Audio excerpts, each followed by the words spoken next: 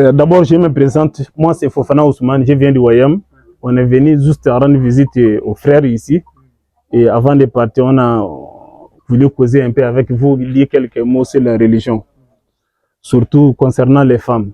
Donc, ce que je disais, la femme occupe une grande place dans la vie de l'homme. C'est-à-dire l'homme n'est rien sans femme et femme n'est rien sans homme. Les deux se complètent. Dieu a créé chaque chose des deux. Wakalaka pour lâcher une zawjain. Toutes les choses que Dieu a créées, c'est des deux. Dieu est le unique créateur. C'est-à-dire il n'a pas de légal. Lui, il est seul.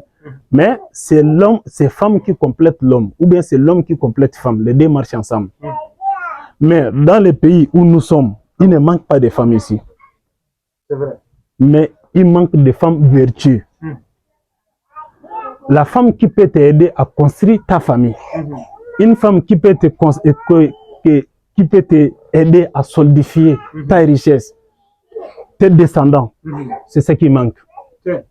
Quand vous regardez ici, nos frères, que ce soit boutiquier ou celui qui travaille en brousse, si tu viens, que tu veux avoir une femme dans ton lit, c'est facile à en avoir. Il suffit de faire sortir quelques billets et puis ça va aller. Mais une personne qui veut des choses sérieuses, il juge mieux d'aller prendre une femme chez lui, ou bien de prendre une femme qui peut entretenir chez lui.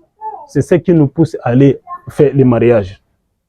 Bon, si un homme a laissé toutes ces femmes-là dehors, toutes ces femmes qui on peut s'en servir quand on veut, toutes ces femmes-là qui sont devenues comme des chargeurs universels, chacun passe. Mais une personne qui a eu l'idée, qui a eu l'audace de voir que moi, vraiment, il faut que je choisis pour moi. Tu dois les respecter. On doit lui tirer les chapeaux. Et l'islam, la place que la femme, l'islam a donné aux femmes, c'est une grande place.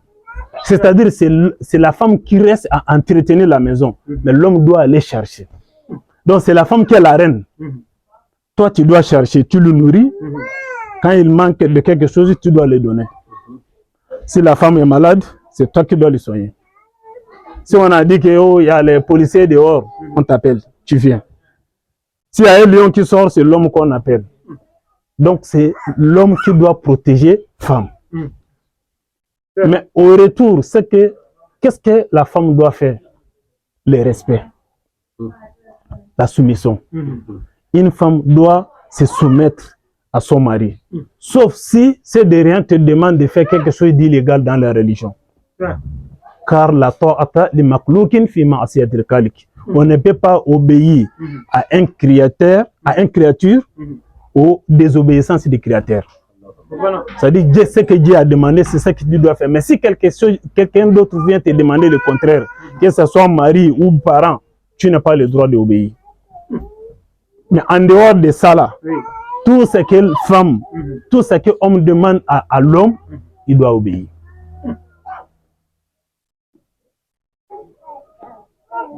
Le prophète a dit que si il devait ordonner quelqu'un de faire le sujoud pour quelqu'un, il allait demander aux femmes de faire le sujoud pour son mari. De prosterner, c'est-à-dire mettre le front sur terre et faire ça pour quelqu'un.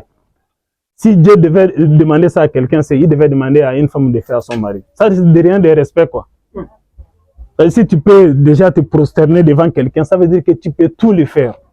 Mais on ne prosterne pas devant quelqu'un, on prosterne seulement devant Dieu. Sauf si c'est Dieu qui demande, comme il a fait à Adam. C'est Dieu qui a demandé aux autres créatures de se prosterner devant Adam. Il l'a fait jusqu'à l'Iblis qui a refusé. C'est vrai. Et pour cela, il a été banni de miséricorde de Dieu. Bon, comme Dieu n'a pas demandé aux femmes de se prosterner devant son mari, mais au moins minimum de respect, il faut lui donner. Quand il parle, tu ne lui réponds pas. Il ne faut pas lui soulever la voix sur sa voix. Si ton mari parle, il faut baisser la voix. S'il dit quelque chose même qui ne te convient pas, essaye de lui tuer même dans la maison. En dehors des autres regards, tu lui parles gentiment pour qu'il comprenne. Parce que l'homme peut crier dehors, l'homme peut être lion dehors, mais c'est la femme qui le maîtrise à la maison. Que tu sois président, quand tu vois le président, quand il crie, les gens tremblent. Mais sa femme le maîtrise à la maison. Et c'est sa femme même qui crie dessus à la maison. Parce que sa femme lui dit arrête là, il s'arrête. Mais souvent, tout cela dépend du comportement des femmes même. Toi-même, la place qu'ils te donnent. Parce que si l'homme la femme se met dans sa tête que je suis comme l'homme, ça devient autre chose. Parce que l'homme ne peut pas devenir femme. Comme femme ne peut pas devenir homme. C'est deux choses différentes. Bon, si on nous met dans la tête qu'il y a l'égalité entre femmes et hommes, c'est-à-dire l'homme et femme c'est pareil. Mais ça, on ne peut pas comprendre. Parce que pourquoi il y a déjà deux noms? Il y a femme, il y a homme. Hein? Il y a déjà une différence. Donc on ne peut pas dire que c'est pareil. On peut dire qu'il y a la légalité, mais c'est quel sens? La légalité entre femmes et hommes, c'est quel sens? Parce que pour nous, la femme et l'homme n'est même pas légal. La femme a sa place dans la gestion de la famille, comme l'homme aussi a sa place dans la gestion de la famille. Et chacun de ces deux-là doit connaître ses droits et ses devoirs pour les respecter. C'est-à-dire la femme, l'islam n'a rien oublié. L'islam a donné une femme son devoir et ses droits. Comme il a donné à un homme, une femme, et son devoir et son droit. Donc toi-même cherche d'abord à connaître c'est quoi mon droit. Ton droit est que mon mari me trouve une maison confortable. Il doit me nourrir. Si je suis malade, il doit me soigner. Si je dois m'habiller, c'est lui qui doit m'acheter les habits. Bon, mon devoir envers lui est de me soumettre à lui. À chaque fois qu'il a besoin de moi, je suis totalement à lui. À chaque fois qu'il me donne un bien, j'ai le devoir de conserver bien ces biens-là. Je dois le respecter, je dois respecter ses parents, je dois respecter ses frères, je dois respecter ses amis. Et je ne dois sortir en aucun cas sans son accord. Partout où je vais, il doit savoir où je vais et quand je vais. Parce que la femme, il y a beaucoup de femmes qui n'est juste pas nécessaire de prévenir mon mari de mon absence. Beaucoup ne le trouvent pas nécessaire. Comme beaucoup des hommes aussi ne trouvent pas ça nécessaire. Il y a des hommes, ils s'en foutent, hein? Mais c'est ces gens des hommes-là qu'on appelle les daïches. C'est-à-dire si ton mari ne demande pas où tu vas, et il faut savoir qu'il ne t'aime pas ou bien il a quelqu'un d'autre. Tu dois faire même les bagarres. Toi tu sors et puis ton mari ne demande pas où tu vas. Il ne demande pas de tes nouvelles. Mais il y a un problème. C'est-à-dire ça veut dire qu'il y a deux hommes à la maison. Toi tu sors, lui il sort, chacun s'en fiche de l'autre. Donc si ton mari sort et si ta femme sort, l'homme doit chercher à savoir où va ma femme. Et si ton mari ne le demande pas, toi tu dois le faire pour. Mais j'étais absent, tu n'as même pas demandé. Donc mon absence ne te dit rien. Tu dois lui poser la question là. Si ça ne le dit rien, il y a un problème. Parce qu'un homme qui n'est pas jaloux de sa femme n'est pas un homme. L'homme doit être jaloux. Tu dois protéger ta femme, tu le laisses à la maison. Tu le gardes bien. S'il sort, si tu peux l'accompagner, tu l'accompagnes. C'est ça que la place que l'islam a donnée aux femmes. Si tu te déplaces, c'est ton mari qui t'accompagne. N'importe où qu'il soit, il vient te chercher, il t'amène là où tu vas. Après, il retourne avec toi. C'est comme un président, il veut sortir, il demande à ses gardes et ses compagnons, venez me chercher. On vient le chercher et quand il veut retourner, on peut lui déposer. Donc, la femme a beaucoup de respect et une grande place dans la société et dans la réussite de la société. C'est la femme qui produit l'enfant et c'est la femme qui éduque l'enfant. Un enfant qui n'est pas éduqué, on regarde sa femme. Si on voit un enfant mal éduqué dehors, on demande d'abord ses parents. Mais la première personne qui est accusée, c'est sa mère. Si sa mère n'a pas un bon comportement, son enfant ne peut pas avoir un bon comportement.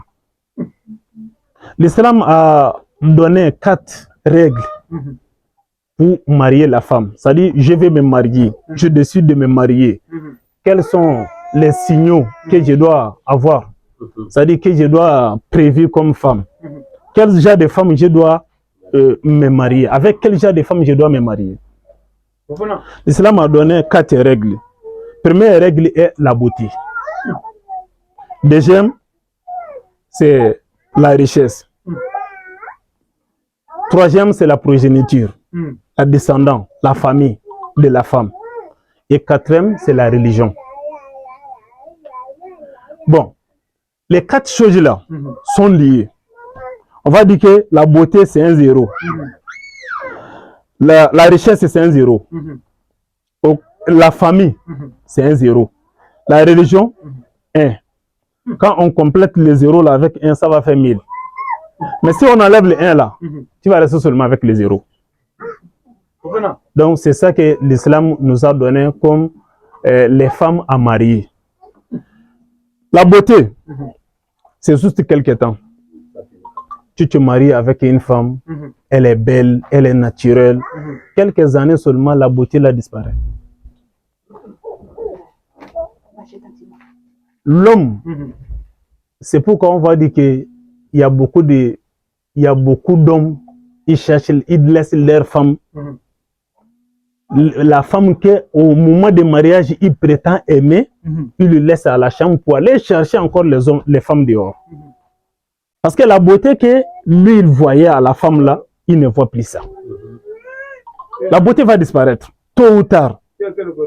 Maintenant, la richesse aussi, c'est quelque chose que Dieu nous a confié, ça peut disparaître à tout moment. Et la famille, est très importante dans les mariages. Quand tu te maries, il faut regarder vraiment dans quelle famille tu te maries. Si tu te maries dans n'importe quelle famille, comme les autres le font maintenant, sur Facebook, sur WhatsApp, j'ai vu une femme et puis je l'aime, et vous vous tendez aimer, vous prétendez vous aimer, et après le mariage, ça devient autre chose. Chez nous, les mariages, on regarde d'abord la famille. Avec quel genre de famille tu vas te marier? Il faut savoir bien choisir ta femme, la mère de tes enfants. Il faut bien savoir où les choisir. Si tu n'as pas choisi une bonne mère pour tes enfants, tu vas faire seulement les enfants délinquants. Ça, c'est la famille est très importante. Une femme qui vient d'une famille respectée, tu dois le marier. Mais une femme qui a la religion, qui respecte vraiment sa religion, est la femme la plus méritée à marier. Comme c'est déjà l'heure de Maghrib, et les Français là un peu dire pour nous, si c'était en Bambara, vraiment j'allais bien m'exprimer plus que ça. Ok, alhamdulillah. Si on a compris, on va s'arrêter là. Je demande les doigts à vous et je vous fais aussi les doigts. On est venu juste pour la visite et nous tout à l'heure on retourne à Wayam. C'est qu'on demande aux femmes, restez bien avec vos maris. Surtout les maris qui ont laissé les femmes dehors pour s'occuper de vous. Il y en a des femmes, on peut en avoir en quantité, mais pas en qualité. Voilà, on peut en voir en quantité, mais pas en qualité. Donc, si un homme te choisit comme sa femme, même s'il n'y a pas l'amour, s'il y a le respect là, il faut le respecter. Et ne le fais pas souvent pour lui, mais pour tes enfants. Parce que tout le respect et l'obéissance que femme accorde à son mari, son effet va se voir sur ses enfants. Si les enfants ne sont pas bien vus, on ne demande même pas sa femme. Quand on a vu ton comportement dehors, un enfant, on va dire que non, mais sa mère est comme ça. C'est pourquoi il y a un audace de Bambara qui dit chez nous, quand tu vois l'enfant, tu as déjà vu sa mère. Chez nous, en Bambara, c'est ça qu'on dit, que quand tu vois l'enfant, tu as déjà vu sa mère. Tu n'as plus besoin de demander quoi. Parce que la qualité que l'enfant a, là, c'est ça que sa mère lui a donné. Telle fille, telle mère. Voilà. Même en français, ça existe aussi. Telle fille, telle mère.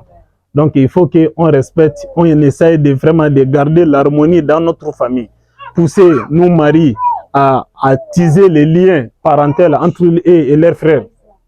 Essayer de nous soumettre vraiment à nos maris et faire savoir qu'on est là pour eux. Que Dieu nous facilite à les faire. Et que Dieu nous guide sur le droit chemin.